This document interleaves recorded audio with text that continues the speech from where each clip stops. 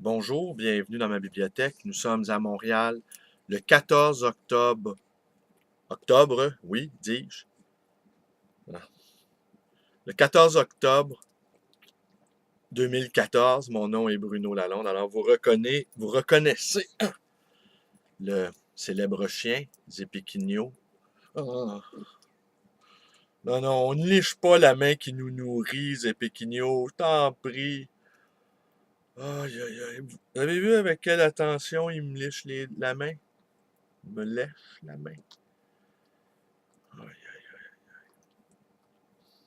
On va attendre que ça passe.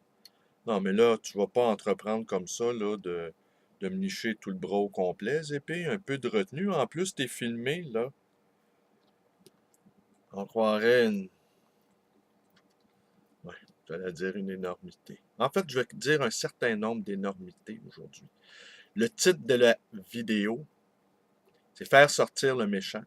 À la suite d'une petite conversation que j'ai eue, que nous avons eue, mon ami Édouard Finn et moi, hier à ma librairie, où Édouard me confiait que certains de mes statuts, oh que je n'aime pas ce mot de statut, alors on ouvre les guillemets, ou je mets statut en italique, combien certains de mes statuts parfois étaient si beaux, si poétiques, qu'il lui en arrachait des larmes, et puis qu'à d'autres moments, eh bien, je l'exaspérais, que franchement, je le mettais presque en colère. Ouais, ben c'est parce que... Non, non, pas le visage. Ouais, c'est parce que je ne suis pas uniquement qu'un être suave et poétique. Je suis également un enragé à mes heures, une sorte de colère vive. Et ma colère, une partie de ma colère passe sur ce que j'appelle ceux qui occupent tout le territoire là, de la pensée, de l'imaginaire et de la parole, les chroniqueurs appointés. J'ai nommé les noms de tous ceux qui provoquent mon courroux sur ma page. Je ne vais pas les renommer ici, parce que de toute façon, je ne les lis plus. Jamais. La simple mention de leur nom au-dessus d'un article est bien suffisant pour moi pour tourner la page. Ou quand je vois apparaître le nom sur mon fil, ben là, Zépé, un petit peu de retenue, là. Difficile de vouloir faire sortir le méchant quand on tient dans nos bras un chien saucisse ben là, on se calme un peu. Non, non.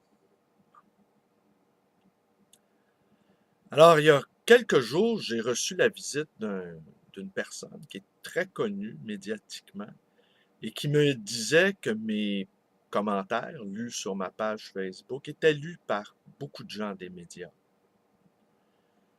J'en ai été étonné, j'en ai été ravi, mais ça a provoqué chez moi comme une sorte de poussée d'excitation où j'ai donné, vilain garnement, dans la surenchère. J'en ai rajouté. J'ai senti le besoin d'écrire que je n'aimais pas tel chroniqueur.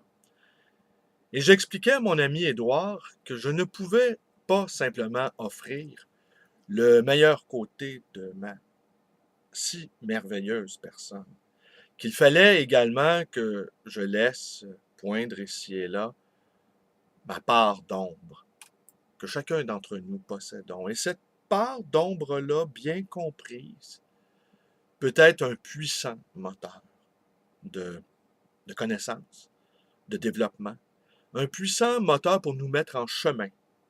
Certains des défauts que nous jugeons avec beaucoup d'accablement, eh bien, certains de ces défauts-là peuvent être porteurs d'une grande énergie et en certaines circonstances s'avérer fort utiles.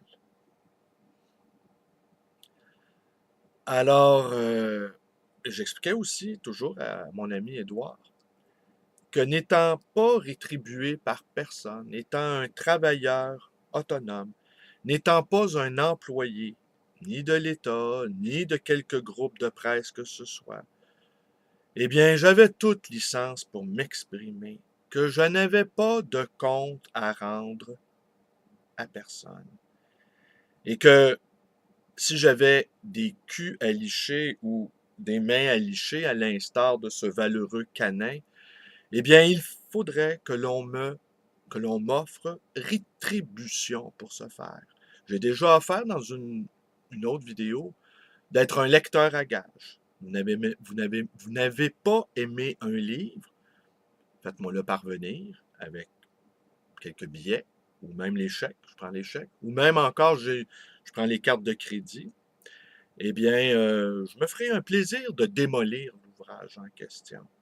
Mais je ne le ferai pas pour des raisons affectives ou des raisons morales ou intellectuelles ou pour bien paraître. Je le ferai simplement pour des raisons financières. Mais jusqu'à date, je n'ai eu aucune proposition sonnante et trébuchante. Oui, j'ai dit par ailleurs à mon ami Édouard que j'étais un être hautement corruptible. Que moi, il m'en fallait pas beaucoup pour me corrompre.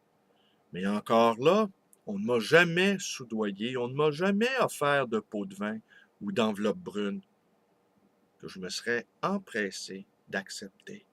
Et également, on n'a pas à se vanter de sa vertu quand personne ne veut de nous. Hein? On n'a pas à se vanter d'être chaste quand on est asexué. Alors de même, je laisse, oui, paraître ici et là des mouvements d'impatience, des flèches que je décoche en sachant que certains gens des médias me lisent. Et je trouve très, très avantageux pour moi le fait de n'avoir de